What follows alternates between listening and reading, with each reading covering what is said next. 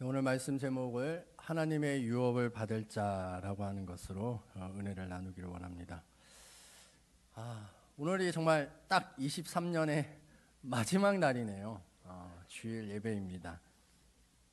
언제나 그랬지만 한 해를 끝자락에 보면 참 많은 일들이 일어났었다. 그래서 다사다난했다 이렇게도 얘기하죠.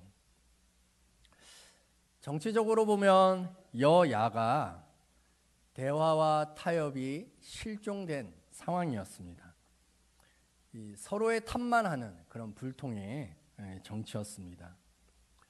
경제적으로는 불경기로 인해서 너무 많은 분들이 힘들어하고 어려워했고요. 또 작년이나 그 재작년에 비해서 이자가 2배 이상 뛰는 이 고금리의 상황 속에서 이 힘든 하루하루를 버티고 있는 이들이 참 많습니다.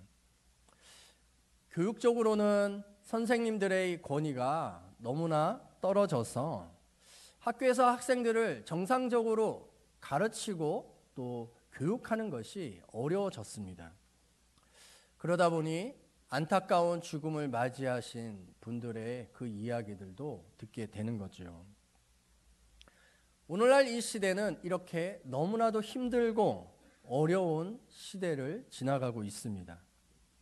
근데 돌아보면 그 어떤 한 해도 어렵지 않았던 때가 없었다라는 거죠. 오늘 우리가 읽었던 본문 4절에 보면 때가 참해라고 말씀합니다. 무슨 때가 찼냐면 예수님께서 이 땅에 다시 오신 때가 찼다라는 겁니다. 하나님께서 계획하고 계신 가장 최상의 시간이 되었다라는 거죠. 하나님께서는 구약 성경 창세기에서부터 말라기에 이르기까지 계속해서 하나님의 그 정해놓은 시간이 있다라고 말씀하셨습니다. 우리 예레미야 23장 5절 말씀 함께 읽어보겠습니다. 시작. 여호와의 말씀이니라. 보라, 때가 이르리니 내가 다윗에게 한 의로운 가지를 일으킬 것이라. 그가 왕이 되어 지혜롭게 다스리며 세상에서 정의와 공의를 행할 것이며. 아멘. 이 구약의 대표적인 예언자 중에 한 사람이었던 예레미야가 예언합니다. 때가 이르리니, 이 미래에 일어날 일들이라는 거죠. 그때 누가 오십니까? 메시아 구원자가 오실 것이다 라고 말씀합니다. 그때가 언제인지 사람들은 정확한 시간을 알 수가 없었습니다.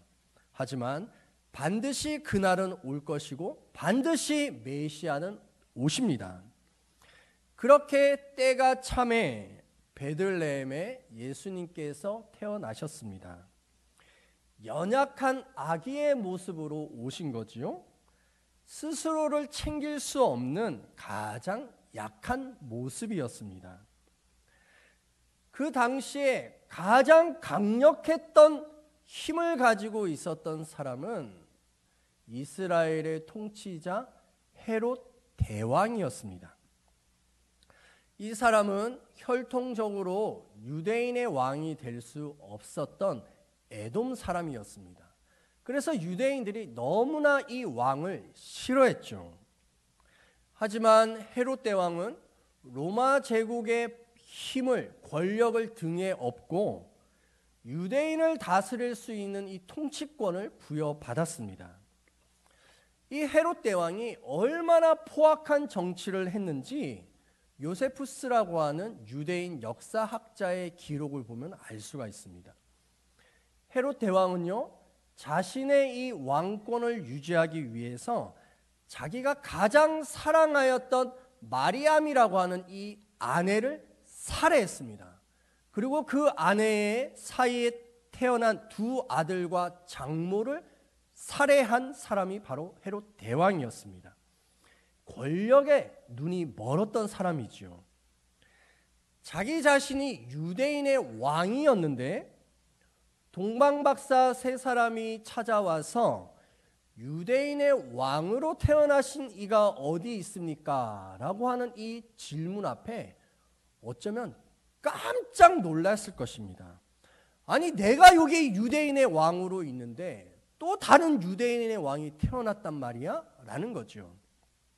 결국 헤롯 대왕은 예수님이 태어났다라고 하는 그 베들레헴과 그 주변에 있는 모든 마을에 자신의 군대를 보냈습니다. 그리고 2살 아래로 있는 모든 사내 아이를 다 살해하라 라고 명령한 거죠. 자기의 사랑하는 아기가 칼날에 죽어야 하는 그 상황을 지켜봤던 부모들은 그 눈에서 피눈물이 났을 것입니다. 바로 이때가 때가 참에 예수님께서 태어나셨던 시대적 상황이었다라고 말씀합니다. 그만큼 영적으로는 암흑의 시대였다라는 것이죠. 그것이 하나님의 때였고 하나님의 방법이었다라는 겁니다. 유대인의 왕으로 태어나신 예수님을 맞이할 수 있는 평안한 방이 없었습니다. 더럽고 냄새나는 마국간이 최선이었습니다. 유대인의 왕으로 태어나신 이 예수님을 기다렸던 귀족도 없었고 제사장도 없었습니다.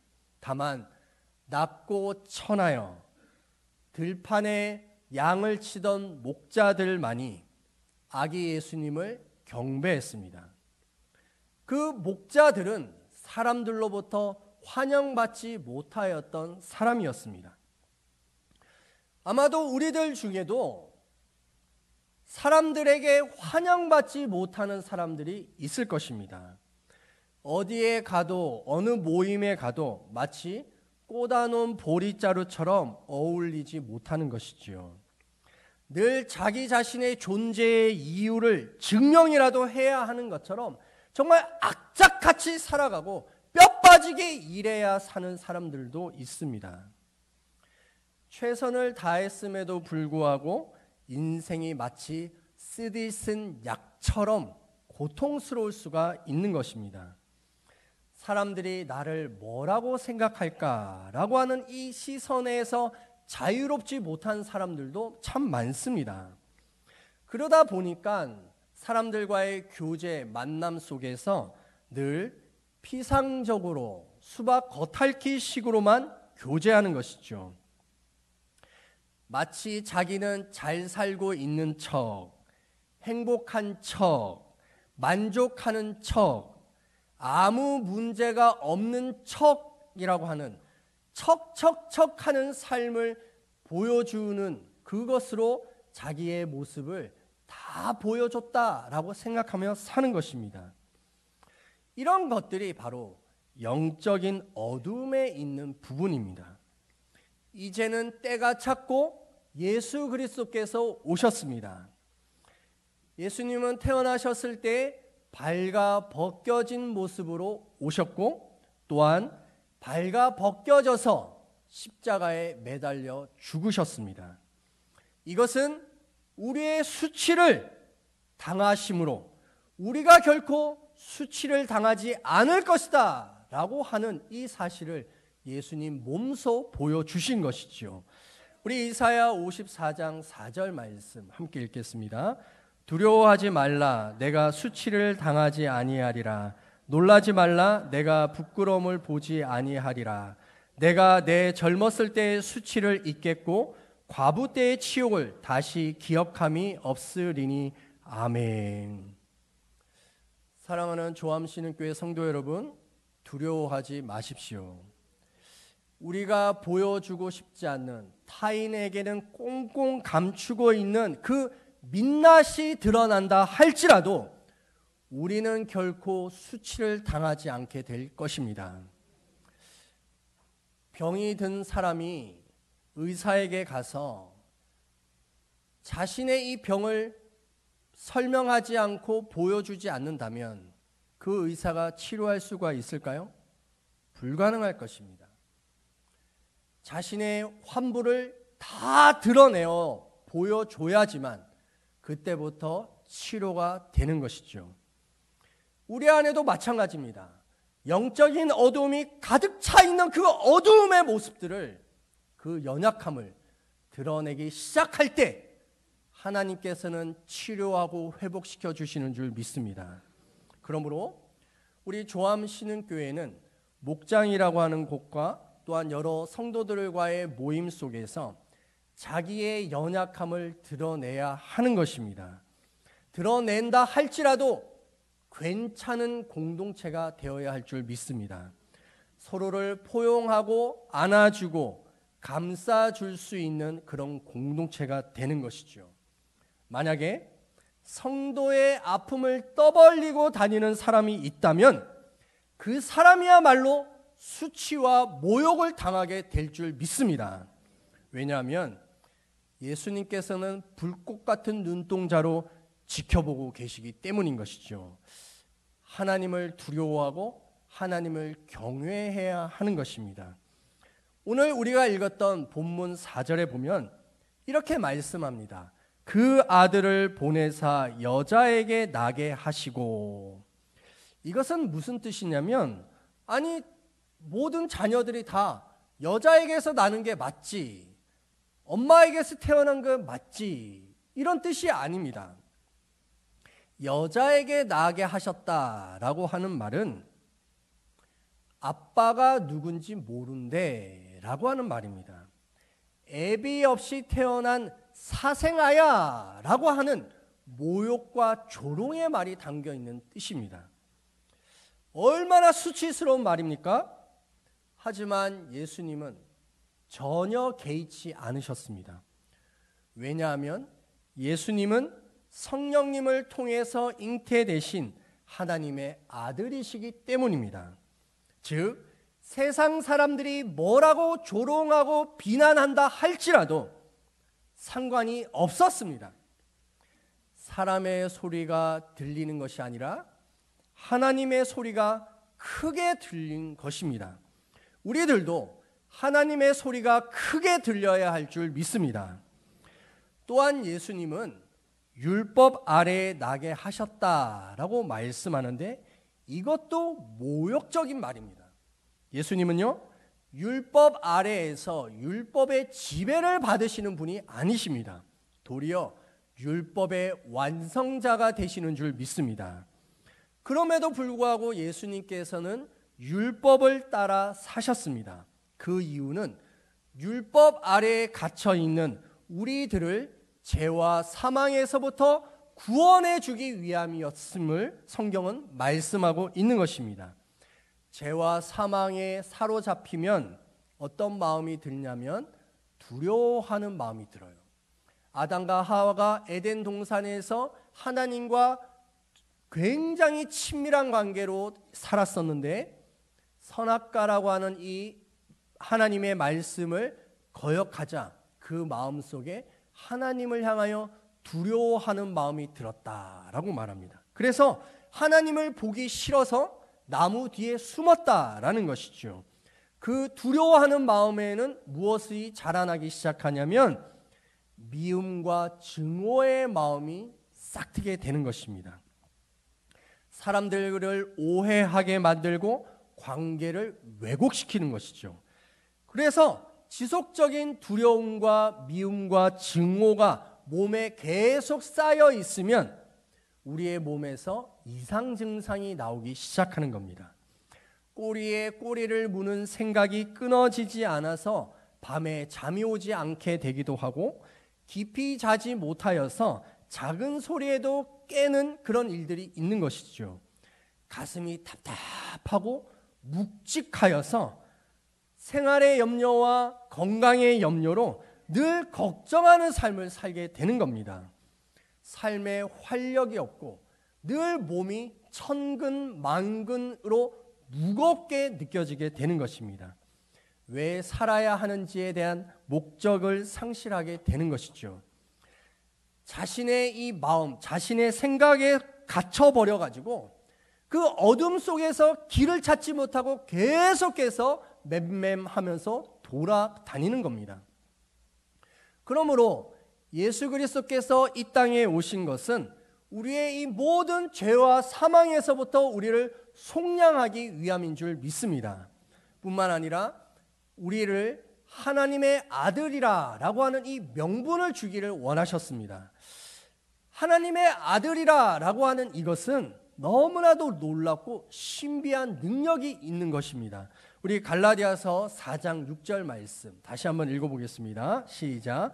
너희가 아들임으로 하나님이 그 아들의 영을 우리 마음 가운데 보내사 아빠 아버지라 부르게 하셨느니라. 아멘. 하나님이 그 아들의 영을 우리에게 보내셨다라고 말합니다. 이 아들의 영이 누구죠? 성령님을 말합니다. 성령님은요, 성부 하나님께로부터 나오시고 또한 성자 예수님으로부터 나오는 분이시다라는 뜻입니다. 아들의 영이신 성령님이 우리의 안에 들어오면 우리를 무엇으로 삼으시냐면 하나님의 자녀로 삼으신다라는 것이죠. 그래서 하나님을 뭐라고 불러요? 아빠, 아버지다라고 부를 수 있는 것입니다. 하나님은 저 높은 너무나도 멀리 떨어져 있는 분이 아니시고 이 낮고 낮은 오늘을 살아가는 이 땅에 찾아오시는 아버지로, 아빠로 우리에게 오시는 분이신 것이죠. 이것이 우리에게 놀라운 힘과 능력을 줍니다. 만약에 여러분들의 삼촌이 대통령이라면 여러분들 입을 함구하고 사시겠습니까? 여러분들의 삼촌이 대통령이 되는 순간 여러분들은 뭐하고 다닐까요? 전화하기 시작할 겁니다. 야, 나 삼촌이 대통령이 됐어. 그 삼촌이랑 나랑 얼마나 친한 줄 알아? 그 삼촌이랑 친밀해. 난 삼촌의 목마를 타고 지냈어 라고 하면서 삼촌 자랑을 아마 많이 할 겁니다. 그런데요, 삼촌만 대통령이 돼도 그렇게 자랑할 텐데 천지 만물을 지으신 하나님이 누구시라고요? 우리의 아빠, 아버지다라는 것이죠. 어떤 분들은 육신의 아버지에 대한 기억이 좋지 않아서 아빠, 아버지를 부르는 것이 싫을 수도 있을 것입니다. 하지만 육신의 아버지와 하늘 아버지는 다릅니다. 하늘 아버지는 우리를 사랑하기 위해서 자기의 독생자 예수를 죽이면서까지도 우리를 사랑하신 분인 줄 믿습니다. 제가 초등학교 6학년 때의 일입니다. 저희 동네에는 정말 합기도를 잘해서 막 뒤로 덤블링을 했던 그런 싸움을 꽤나 잘하는 친구가 있었습니다. 동네에서 놀다 보니까 그 녀석이 저에게 싸움을 걸어왔습니다. 그래서 제가 어떻게 했을까요? 맞받아 싸웠을까요? 저 그렇게 어리석은 사람 아닙니다. 네. 제가 아버지에게 가가지고 다 일러 바쳤습니다. 그리고 아버지의 그 큰 손을 잡고 끌고 왔어요, 아버지를. 그리고 그 친구 앞에 딱 세웠습니다. 그때 아버지가 동네 친구들끼리 사이좋게 지내야지 서로 싸우면 안 된다 하시고서 돌아가셨어요. 그때 그 아버지 옆에 있었는데 얼마나 든든하든지 제 기억 속에 그 친구와 싸운 기억이 없는 거 보니까 아마 그 뒤로 잘 지낸 것 같습니다. 육신의 아버지도 이렇게 든든한데 하늘 아버지가 우리의 아빠가 되신다라고 하는 이 사실이 우리가 이 땅을 살아가는데 얼마나 큰 힘과 능력이 되는 줄 모릅니다. 그러므로 예수 그리스도의 이 십자가를 통하여서 자신의 죄가 씻겨지고 거듭난 사람들은 성령님이 우리 안에 들어와 있는 분들이십니다. 성령님은요, 성경에서 또 뭐라고 말하냐면 생명의 영이시다라고 하십니다. 죄와 사망으로부터 어두운 가운데 있는 모든 것을 생명의 영이신 성령님께서 밝은 빛으로 만들어 주시는 것이죠. 우리 디모데후서 1장 7절 말씀 함께 봉독합니다. 하나님이 우리에게 주신 것은 두려워하는 마음이 아니요 오직 능력과 사랑과 절제하는 마음이니. 아멘. 우리 안에 두려움이 있다면 그것은 하나님께로부터 온 것이 아닙니다. 세상이나 마귀로부터 온 것이죠. 하나님이 우리에게 주시는 것은 무슨 마음입니까? 능력과 사랑과 절제다. 파워와 러브와 셀프 컨트롤이다 라고 하십니다. 우리의 삶을 조절할 수 있게 해주신다라는 것이죠. 그러므로 성령을 따라서 살아가는 사람들은 모든 것에서 살아나는 일들이 일어나게 되는 것이죠. 우리 갈라디아서 5장 25, 26절 말씀 함께 읽겠습니다. 시작. 만일 우리가 성령으로 살면 또한 성령으로 행할지니 헛된 영광을 구하여 서로 노엽게 하거나 서로 투기하지 말지니라. 아멘. 성령을 따라 살아가는 사람들은 헛된 영광을 구하지 않는다. 이 헛된 영광이 뭐예요? 자기 잘났다라는 것이죠. 자기 잘난 것을 얻기 위해서 사람들과 다투고 부딪히고 싸우는 이런 일들이 있는 것입니다. 하지만 성령을 따라 살아가는 사람들은 성도들을 사랑하고 봉사하고 섬기는 이 일들을 통해서 하나님의 놀라운 열매를 맺게 되는 것입니다. 우리 갈라디아서 5장 22, 23절 말씀 우리 함께 읽겠습니다. 넘겨주세요. 네, 시작. 오직 성령의 열매는 사랑과 희락과 화평과 오래 참음과 자비와 양성과 충성과 온유와 절제니 이 같은 것을 금지할 법이 없느니라. 아멘.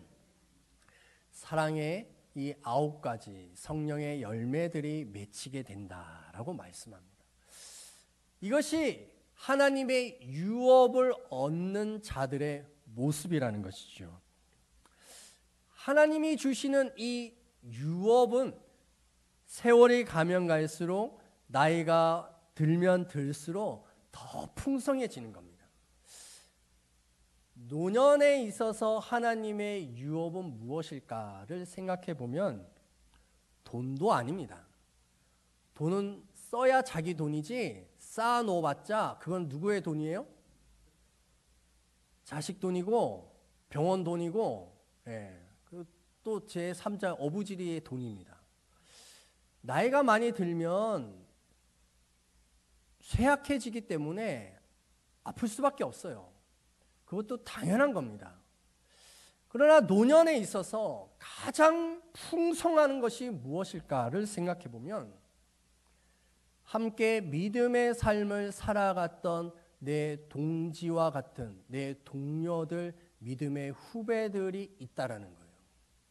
그래서 노년에도 외롭지 않고 홀로 되지 않아서 계속해서 믿음의 성도들과 함께 교제하고 나누고 밥 먹고 기도하고 말씀 묵상을 나누는 삶을 살게 되는 것이죠. 그래서 100세가 된다 할지라도 여전히 믿음의 성도들이 함께 살아가는 그 모습을 통하여서 언제나 행복한 삶을 살 수 있는 것, 이것이 하나님이 주시는 유업이 아닐까를 생각해 봅니다. 그러므로 우리는요, 최대한 젊었을 때부터 믿음의 공동체와 함께하는 이 훈련들을 계속해야 하는 것입니다. 자기의 연약함을 드러내고 함께 격려하고 위로하고 기도해주는 이 믿음의 공동체를 만들어 가게 되는 것이죠. 우리 마가복음 1장 15절 말씀 함께 읽겠습니다. 시작. 이르시되 때가 찼고 하나님의 나라가 가까이 왔으니 회개하고 복음을 믿으라 하시더라. 아멘. 때가 찼다라는 거예요. 무슨 때가 찼습니까? 하나님의 나라 천국이 이미 이 땅에서 이루어졌다라고 말씀합니다. 하나님의 나라 천국이 이 땅에 이루어진 거 얼마나 기쁩니까? 얼마나 감사할까요? 그러므로 우리는 무엇을 하라? 회개하라는 거예요. 회개하고 복음을 믿으라라고 말씀합니다. 우리 안에 있는 두려움과 미움과 증오, 또 여러 어두움의 그런 생각들, 이것들을 회개해야 할 줄 믿습니다. 예수 그리스도께서는 어둠을 비춰주시는 밝은 빛으로 오셨습니다. 우리에게 있는 두려움, 수치와 부끄러움 결코 당하지 않게 될 것입니다. 생명의 영이신 성령님이 오셔서 우리의 모든 것을 살리게 될 줄 믿습니다. 진리의 영이신 성령님께서는 우리가 말씀 가운데 걸어가게 하시며 그 명령을 준행할 수 있도록 도와주시는 것입니다. 회개하는 그 영혼에게 사망과 죄의 권세를 이길 수 있는 하나님 자녀의 능력을 허락하여 주시는 것이죠. 하나님의 유업을 반드시 받게 될 줄 믿습니다. 예수 그리스도께서 이 땅에 오신 것처럼 이미 천국은 우리의 삶 가운데 이루어졌습니다. 우리 안에 있는 이 천국은 점점 자라가서 우리를 넘어서고 우리 교회를 뛰어넘어서 이 나라 이 민족 세계 열방을 향하여까지도 천국이 성숙해 나가게 될 줄 믿습니다. 우리는 세상이 감당할 수 없는 하늘에 속한 신령한 삶을 살아가는 하나님의 모든 자녀들 될 줄 믿습니다. 우리 이 시간 함께 결단의 기도를 합시다. 하나님, 내 안에 있는 어두움을, 내 안에 있는 수치와 부끄러움을 회개하며 용서하여 주시옵소서. 우리에게 성령의 충만을 허락하여 주셔서 두려워하지 않고 하나님의 말씀으로 살아나는 생명 되고 하나님의 유업을 이어받을 수 있는 자들 되게 해달라고 우리 주여를 청하며 기도하겠습니다. 주여! 할렐루야. 하나님 아버지, 이 시간 주님 앞에 구합니다. 우리의 삶 가운데 함께 하시는 놀라운 은혜와 역사들을 구하오니 주여 함께하여 주시옵소서. 우리 속에 있는 두려움을, 어두움을, 죄와 사망의 권세를 끊어버리게 하여 주시옵소서. 성령의 영이여 오시옵소서. 살리시는 영이여 오시옵소서. 우리의 부끄러움을 드러내게 하여 주시옵소서. 우리는 연약한 자입니다. 우리는 부족한 자입니다. 우리는 안 되는 자들입니다. 우리의 믿음을, 우리의 연약함을 고백하게 하여 주시옵소서. 바로 그것을 통하여 하나님은 살리십니다. 하나님은 치료하십니다. 환자가 의사에게 환부를 드러내어 치유가 시작되는 것처럼 우리의 부족함을 드러낼 때 하나님은 치료하기 시작하십니다. 오 주여 살려주시옵소서. 살려주시옵소서. 생명의 영으로, 예수 그리스도의 영으로 우리를 회복시켜 주시옵소서. 하나님의 유업을 받을 자로 하나님의 영광을 누리며 살아갈 수 있는 우리 모두가 될 수 있게 되기를 기도하오니 주 예수여 오시옵소서. 주 예수여 함께하여 주시옵소서. 예수님의 이름으로 기도드립니다.